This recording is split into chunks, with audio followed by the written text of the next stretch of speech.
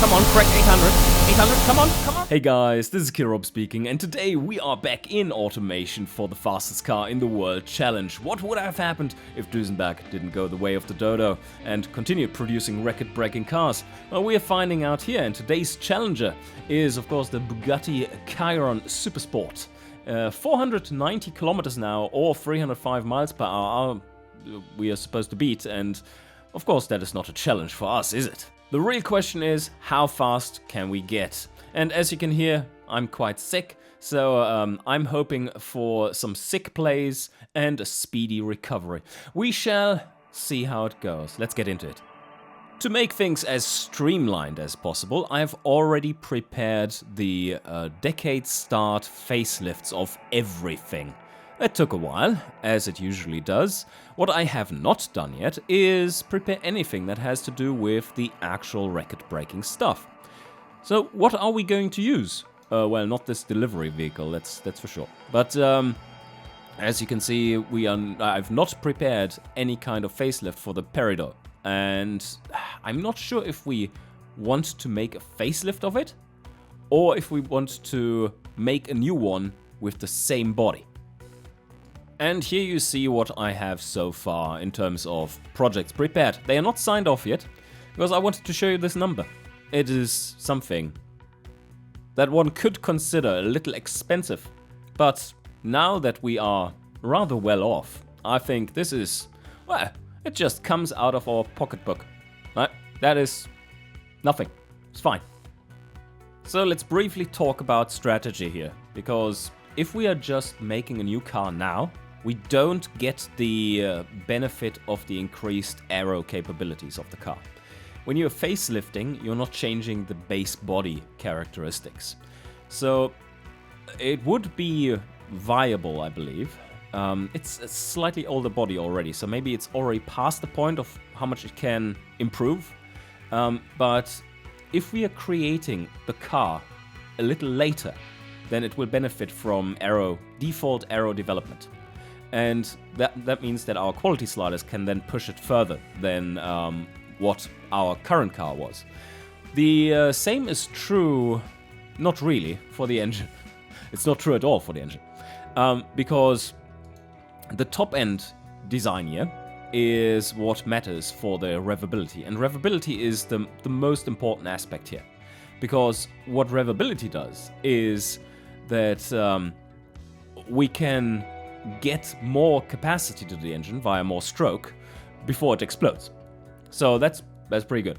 Also, it allows us to reach higher RPM, which allows us via the gearing to reach higher speeds. So pretty simple.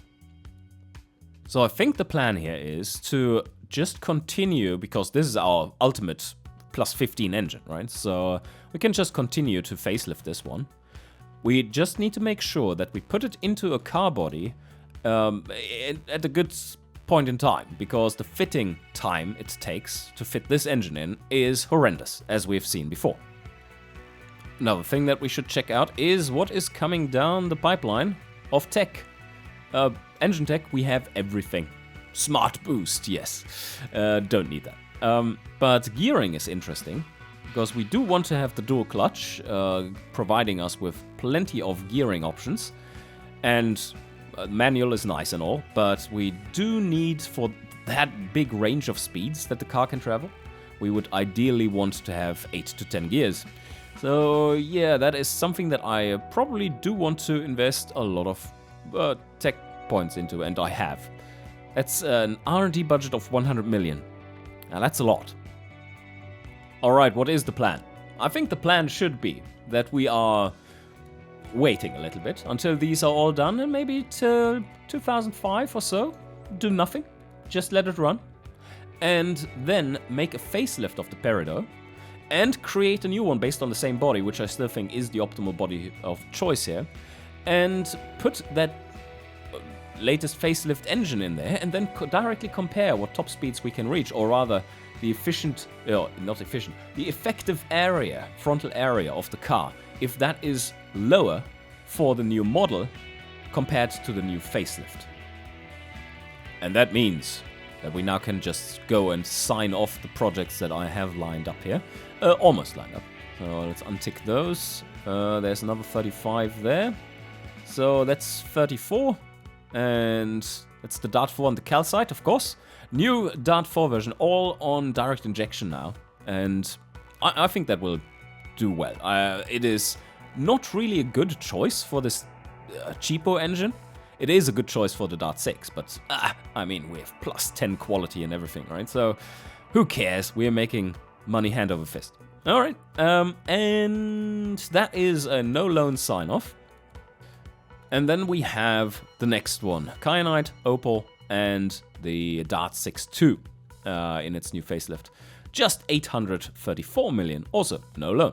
Sign off the selected projects, and now let's forward time.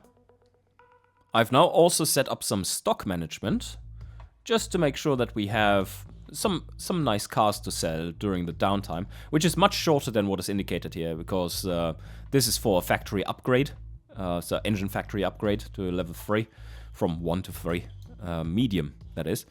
The main factory isn't changing, so it can continue to produce at a slightly lower rate, lower by one medium 1 sized factory.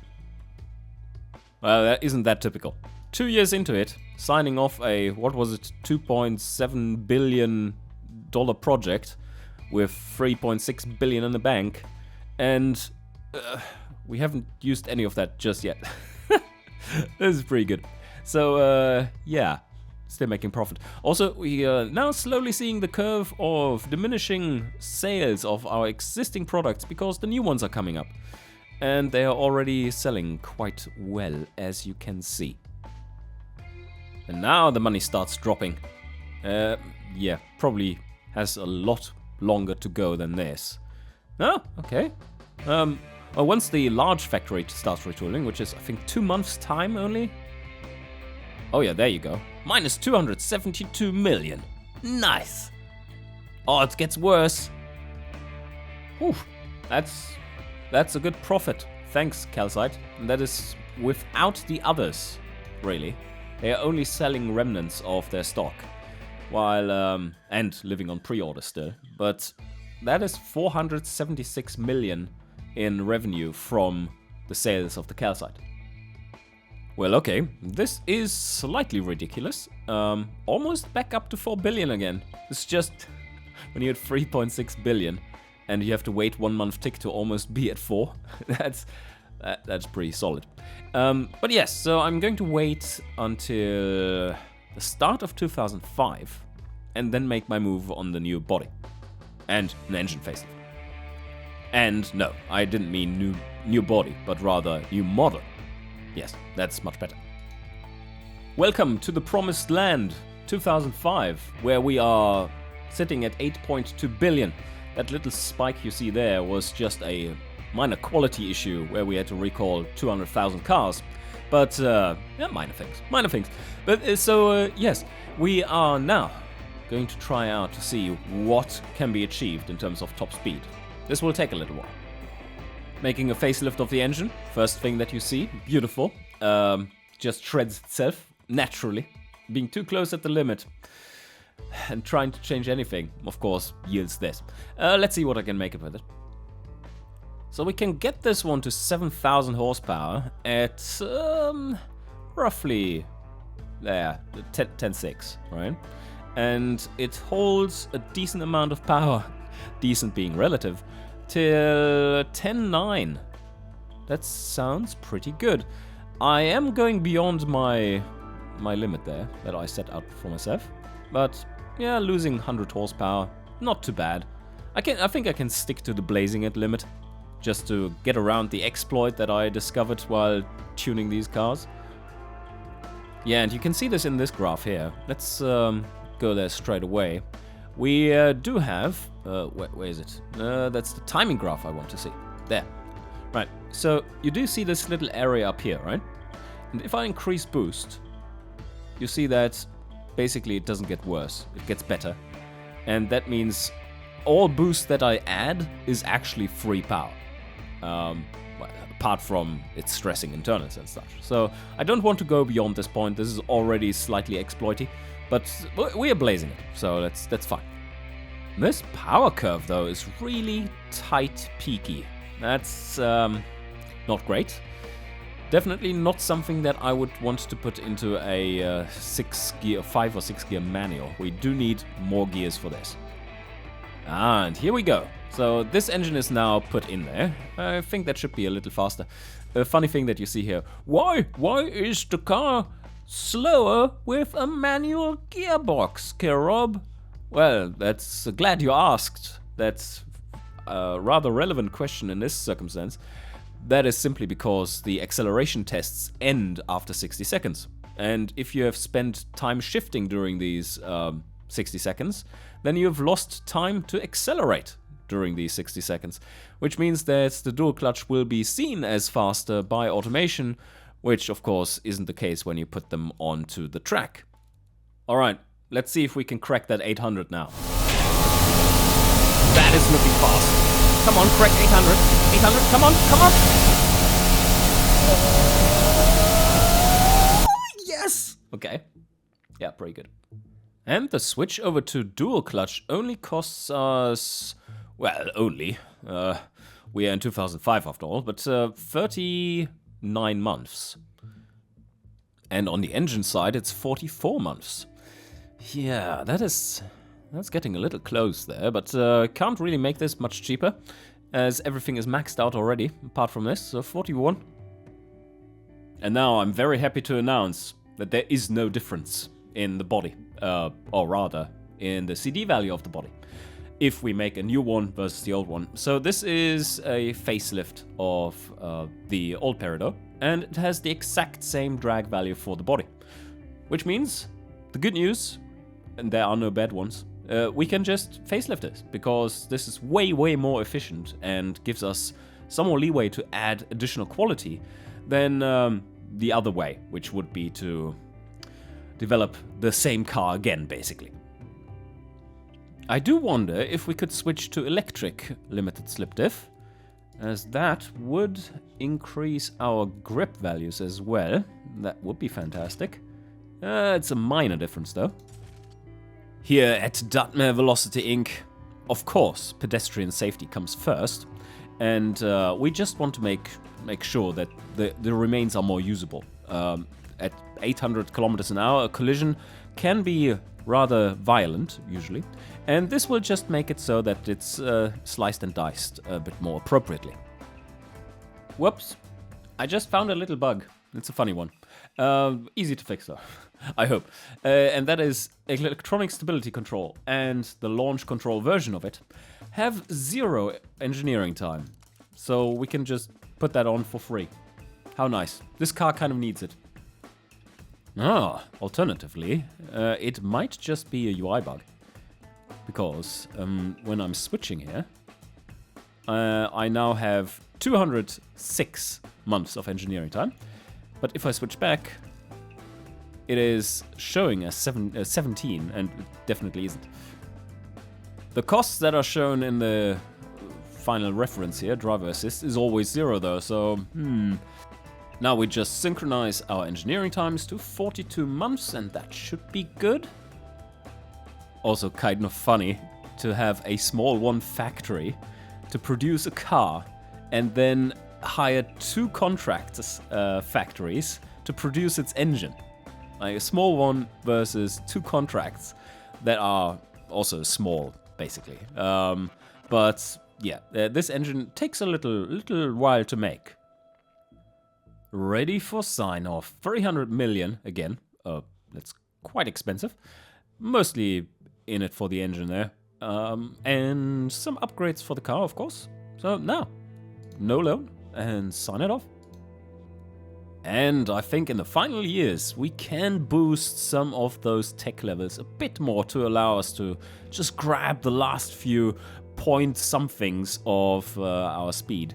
So how about investing another 84 million to get drivetrain from +8 to +12? Well, it won't get there, I don't think, but a fair amount towards the goal. And there we are, 2008. Middle of 2008 even, and we still have 1.5 years left over, of course, before we need to produce our record-breaking car, and sell it. But this is the perfect time for a facelift. Not of anything else, because we do have enough money, I would say. Don't you think so? Aha! There we have a few more gears unlocked. Not the number 10 available just yet, but I think we can go for an 8. Let's see. Remaining after unlock is... Yep, we have 8 unlocked naturally. The car is now updated. The engine isn't yet, so seeing the 801 here does bode pretty well. Ah, this is an interesting one. I can go to compression 9. Gives me a lot more power there because of the issue with the bug thing. But when I go to the absolute extreme, I do run into my normal octane limitations, and that's of course not what we want. We do want to have as much power as far out there as possible. So what I'm going to do instead is decrease compression a little, and you see now we have 6,200 horsepower at 11,100 RPM. And we can get another little bit out of it by going to Ultimate 100. Well, no, yeah, that's pretty good. 6,246. Ooh, okay, that is a significant update. Yeah.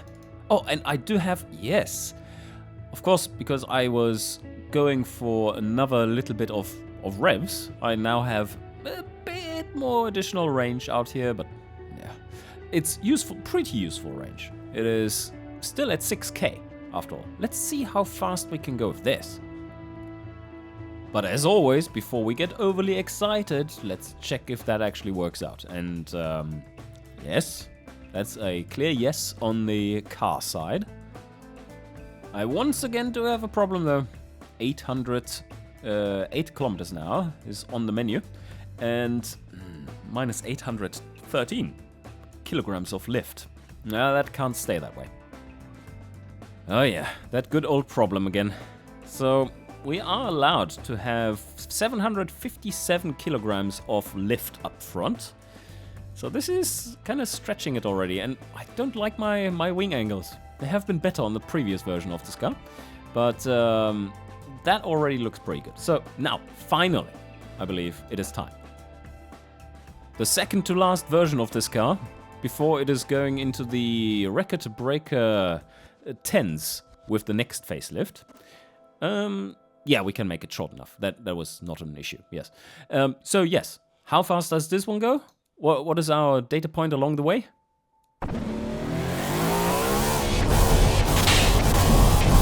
This thing is a little crazy. Oh, wow, okay. Yeah. Alright. That's a number? Alright, so synchronizing it to 9 months on both sides. That allows me to even add a little bit of process and tooling. It is a little crazy to see how much these short projects also cost. 52 million, not that we care, but yeah, here you go. And here we are. It is April 2009. And we're going to make the very final facelift. I don't think it's... Maybe we can get out another kilometer now or so. But we shall see. Same old, same old. Okay, gotta start somewhere. I think this is a pretty good way of looking at it. And that is just take a look at the maximum power we have at full RPM, at the highest RPM point. And that just went up by 40, I believe, 40 horsepower. So that's a pretty good sign. Oh, now that's a classic. You know what is bad in your record breaker, the final one, is when your exhaust sizes are just a little bit too small and you're losing at that top end. Wait a sec. Did we actually gain some there? There? Yeah. 18 more horsepower. That's nice. Oh, 90 horsepower extra at maximum. Let's see what that does to our speed. 823 for now. Okay. Let's see if I can find some setting that nets us a little bit extra. I think that's a pretty good match. I'm satisfied.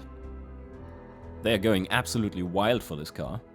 Production cost 213k, selling for 320 at 50% markup, and making a fair amount of dough there.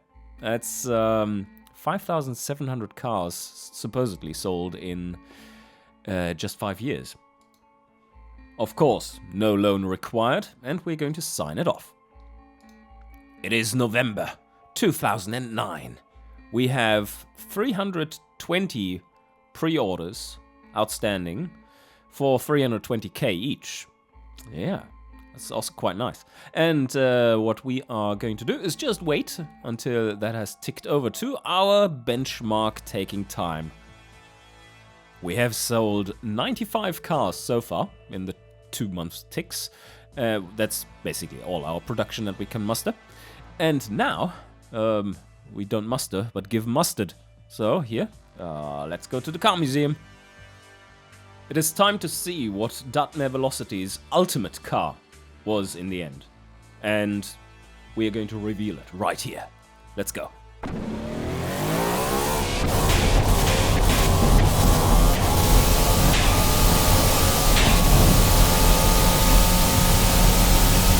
flying for 800, no problem. And then, come on, yes! 824 kilometers an hour in 2010. Yeah, that's decent. Did we? No, we didn't quite double the record speed there. Getting harder and harder in the final years of the challenge.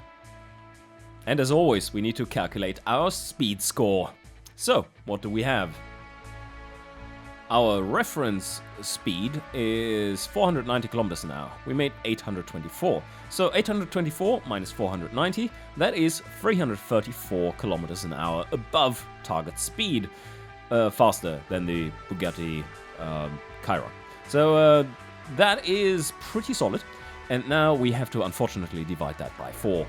And that yields 83.5 points. And just because I didn't have any decimal points so far, I'm rounding down. So let's just sum it up, shall we? The grand total for this challenge is, well, for Duesenberg Velocity, that is 924 points. Unfortunately, the competition is beyond us in that aspect, but not for the final cars, mind you.